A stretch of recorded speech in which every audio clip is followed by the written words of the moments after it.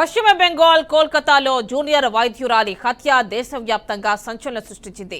ఆమెపై లైంగిక దాడి జరిగినట్లు పోస్టుమార్టంలో నిర్ధారణ అవడంతో కొన్ని రోజులుగా వైద్యులు, హాస్పిటల్ సిబ్బంది ఆందోళనకు దిగారు.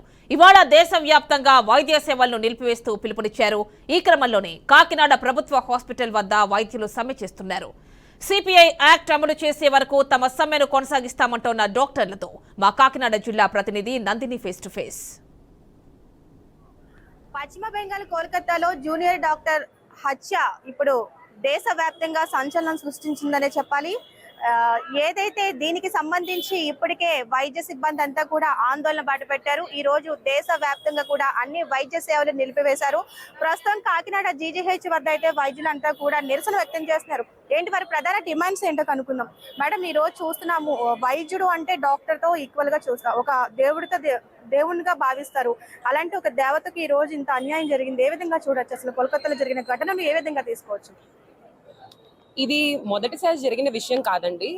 వైద్యులను దేవులతో పోలుస్తున్నారు అని చెప్పి అదే వైద్యుల మీద దాడులు జరిగిన రోజులు ఉన్నాయి. ప్రొటెస్ట్ చేస్తుంటే వచ్చి దండయాత్రలాగా చేసి ఒక 7,000 మంది పైగా వచ్చి వాళ్ళని కొట్టడం జరిగింది, కత్తులతో పొడి చేయడం జరిగింది. మొన్నటికి మొన్న సిద్ధార్థ మెడికల్ కాలేజ్ విజయవాడలో పేషెంట్ అటెండర్లు వచ్చి డాక్టర్ల మీద దాడి చేయడం జరిగింది. ఒక డాక్టర్ని తను ఉద్యోగం చేసే హాస్పిటల్లో, తను చదువుకున్న సెమినార్ హాల్లో రేప్ చేయడం అనేది మాటలు రావట్లేదు ఇటువంటి దుర్ఘటనని డిస్క్రైబ్ చేయడానికి. ఎంత భయం లేకపోతే, ఎంత మానవత్వం లేకపోతే ఇలా ఒక అమ్మాయికి చేయగలుగుతారు? ఎంత భయం లేకపోతే, చట్టం వీళ్ళని వెనకేసుకు వస్తుందని ఎంత ధీమానా, లేకపోతే వీళ్ళని ఎవరు ఏమి చేయలేరన్న ధైర్యమా ఒక డాక్టర్ని ఇలా చేయగలుగుతున్నారు అని చెప్పి నాకు అర్థం కావట్లేదు. మీరు శవ పరీక్షలో నిర్ధారణ అయ్యే వరకు కూడా అది హత్య అన్నది ఎవరికి తెలియలేదు. అప్పటి వరకు కూడా ఆత్మహత్యగానే చిత్రీకరించారు. ఎలా దాన్ని ఆత్మహత్యగా చిత్రీకరిస్తారు?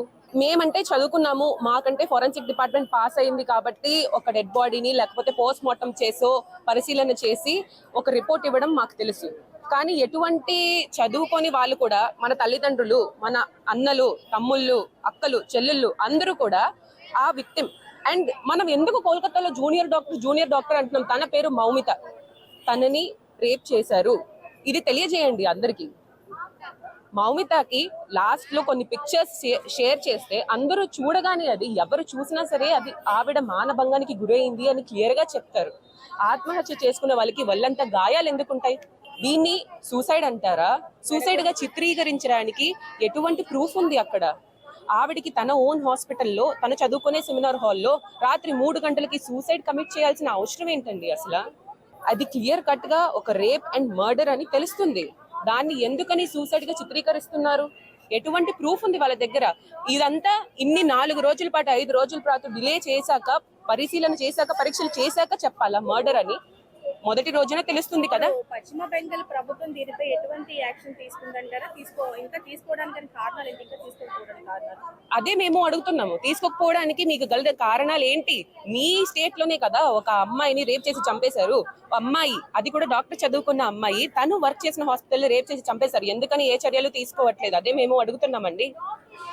అలా పశ్చిమ బెంగాల్లో అంత ధైర్యంగా వాళ్ళు వచ్చి అమ్మాయిని రేప్ చేసి చంపేశారని చెప్పి మళ్ళీ మేము ప్రొటెస్ట్ చేస్తూ ఉంటే వాళ్ళ మీద 7,000 మంది నడుచుకుంటూ వస్తారు ఆ హాస్పిటల్ కి. ఎలా వస్తారండి 7,000 మంది ఒకేసారి ఒక హాస్పిటల్ దగ్గరికి, హాస్పిటల్ ని ధ్వంసం చేయడానికి, అక్కడ ప్రొటెస్ట్ చేస్తున్న డాక్టర్ల మీద దాడి చేయడానికి? వాళ్ళందరికీ ఏ సదుపాయాలు లేకుండా, వాళ్ళందరికీ ఏ వసతులు లేకుండా, ఏ హెల్ప్ లేకుండా వాళ్ళంతకు వాళ్ళే. అసలు మన కంట్రీలో ఆడవాళ్ళ జీవితాలు అంత చిన్నవిగా కనిపిస్తున్నాయా వాళ్ళకి? అంత ధైర్యంగా, అంత ముందుకు వచ్చి, అంత జవాబుదారీతనం లేకుండా 7,000 మంది పైగా వచ్చి వాళ్ళని దాడి చేయడానికి ఎందుకు ఇంత చులకన? ఎందుకు? ఓకే, ఈ రోజు ఇంతమంది కథం తొక్కారు. ఒక మహిళకు జరిగిన అన్యాయం రేపొద్దున మరో మహిళకు కూడా చూడాలనిపిస్తుంది. ఇలాంటి సమాజంలో జరుగుతూనే ఉంటుంది. వీటిని ఏ విధంగా అరికెట్టాలంటారు? దీనికోసం అని డాక్టర్స్ సెంట్రల్ ప్రొడక్షన్ యాక్ట్ అనేది 2020లో బిల్ పెట్టడం అయితే జరిగింది. కానీ ఇప్పటి వరకు అయితే అమల్లోకి రాలేదు. సో మేము కోరుకుంటుంది ఏంటంటే, ఈ సెంట్రల్ ప్రొడక్షన్ యాక్ట్ వల్ల డాక్టర్స్ అనేది వాళ్ళకి భద్రత అనేది వస్తుంది. సో మేము ఏంటంటే, ఈ సెంట్రల్ ప్రొడక్షన్ యాక్ట్ జరిగే వరకు ఈ సమ్మె అనేది కొనసాగిస్తూనే ఉంటాం. ఇది ఇండియా వైడ్ గా ఇది మేము చేస్తున్న సమ్మె, ఇది ఈ సెంట్రల్ ప్రొడక్షన్ యాక్ట్ కోసమని. ఇంకా వేరే ఏ మహిళకు కూడా ఇలా జరగకూడదని, ప్రొటెక్షన్ రావాలని, మా భద్రత కోసం మేము చేస్తున్న పోరాటం అండి ఇది. కానీ ఇక్కడ జరిగిన రేప్ అండ్ మర్డర్ విషయం అయితే డాక్టర్స్ కాదండి, ప్రతి ఒక్కరు రెస్పాండ్ అవ్వాలి, ప్రతి ఒక్కరు మా సమ్మెలో పాల్గొనాలని మేము కోరుకుంటున్నాము. Not only doctors but other colleges, other people and who all the society మీరు చెప్తారని మేము కోరుకుంటున్నాము మీడియాకి. ఇప్పుడు ఈ సమ్మె ఎన్ని రోజులు కొనసాగుతుంది? సెంట్రల్ ప్రొడక్షన్ యాక్ట్ అనేది అమల్లోకి వచ్చే వరకు మేము చేస్తూనే ఉంటామండి. ఇది మేము ఆపే ప్రసక్తి అయితే లేదు. ఆవిడకి న్యాయం జరిగే వరకు, దోషులు శిక్ష పడే వరకు, ఏ దోషులు అయితే తప్పించుకున్నారో వాళ్ళని కూడా వెతికి తీసుకొచ్చి నిలబెట్టే వరకు మేము ఈ సమ్మె అనేది కొనసాగిస్తూనే ఉంటాం. మేడం మీరు చెప్పండి, ఈ రోజు మహిళలపై జరుగుతున్న అఘాయిత్యాలు ఏ విధంగా చూడొచ్చుంటారు? ఎగ్జాంపుల్ కోల్కతాలో డాక్టర్ని చూసుకోవచ్చు మౌనిక. ఇది యాజ్ ఎ హోల్ సొసైటీ మొత్తం నిర్లక్ష్యం వల్ల జరుగుతుందండి. ఎవరు బాధ్యత తీసుకోకపోవడం వల్ల, ఎవరు అకౌంటబిలిటీ లేకపోవడం వల్ల, సెక్యూరిటీ లేకపోవడం వల్ల జరుగుతున్నాయి ఇవన్నీ.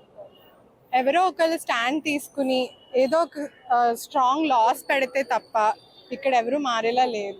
భయం లేదు, ఫస్ట్ జనాల్లో తప్పు చేస్తున్నామన్న భయం లేదు, తప్పు చేస్తే ఏమవుతుంది అన్న పనిష్మెంట్ లేదు. అందుకని ఇంత ధైర్యంగా చేస్తున్నారు ఇవన్నీ. చెప్పండి, ఈ రోజు ప్రపంచం అంతా కూడా కదిలొచ్చింది, ఇలాంటి ఘటనలు ఎలా చూడొచ్చు అంటారు? అసలు ఇలాంటి సిచ్యువేషన్ ఒకటి జరగడమే చాలా ఇదిగా ఉందండి చెప్పడానికి.